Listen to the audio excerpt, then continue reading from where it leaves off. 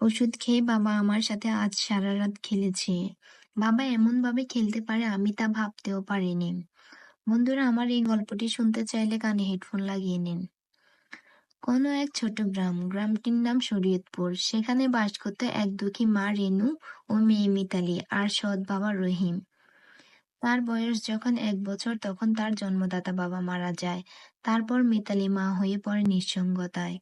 মিতালির যখন বয়স ২ বছরে পড়ে তখন তার মায়ের জন্য বিয়ের সম্বন্ধ নিয়ে আসে পাশের ওই গ্রামের এক ধনী পরিবারের ছেলে রহিমের জন্য। তারও আগে একটি বিয়ে হয়েছিল। তারও দুটি ছেলে সন্তান ছিল।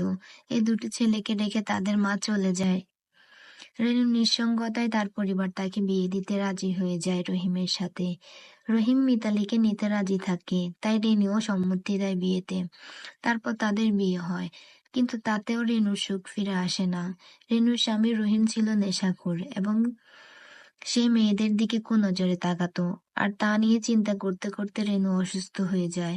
চলতে চলতে ৮ বছর হয়ে আসে। তারপর রেনু মারা যায়। মিতালি একা হয়ে যায়। তার নানার বাড়ির সবাই তাকে নিয়ে যেতে চায়, রহিম নিয়ে যেতে দেয় না। সে বলে রেনু তার মেয়ের মতো থাকবে, এখানে সে আর বিয়ে করবে না। তার এরকম কথা শুনে মিতালির নানার বাড়ির সবাই রাজি হয়ে যায়। তারপর মিতালিকে রেখে যায়। আস্তে আস্তে মিতালির সৎ বাবা রহিম মিতালির দিকে খারাপ নজর দিতে থাকে। তারপর রাত হলে মিতালিকে জোর করে বিছানায় নিয়ে তার সঙ্গ কাটায়। মিতালি কাউকে কিছু বলতে পারে না। প্রতিদিন মিতালির উপর জানোয়ারের মতো ঝাঁপিয়ে পড়ে সে। এমন করতে করতে মিতালি গর্ভবতী হয়ে যায়। তারপর সে তার বাবা রহিমকে তা জানায়। রহিম তা শুনে বলে সে যেন বাচ্চাটাকে নষ্ট করে দেয়, তা না হলে অনেক বিপদ হতে পারে। কিন্তু মিতালি তা মানতে চায় না, কারণ এটা পাপ হলেও তার শরীরের একটা অংশ, আর সেই শরীরের অংশকে সে কখনোই নষ্ট করবে না। দিন যখন বাড়তে থাকে তখন সবার কানাঘুষা চলতে থাকে। সমাজের লোকে মিতালিকে দোষ দিতে থাকে। মিতালিকে মেরে ফেলার হুমকি দেয় মিতালির সৎ ভাইয়েরা।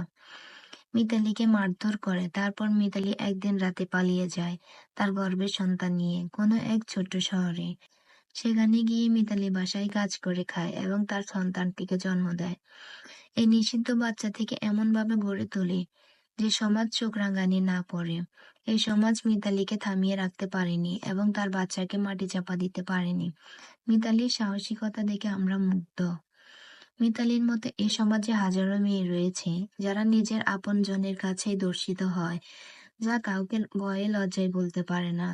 আসুন আমরা তাদের প্রতি সহায় হই। আমার এই গল্পটি যদি ভালো লেগে থাকে তাহলে একটি করে লাইক, কমেন্ট, শেয়ার দিয়ে যাবেন। আপনাদের একটি লাইক, কমেন্ট, শেয়ার আমার নতুন গল্প তৈরি করার অনুপ্রেরণা জাগায়। ধন্যবাদ। আমার চ্যানেলটিকে সাবস্ক্রাইব করে পাশে থাকবেন।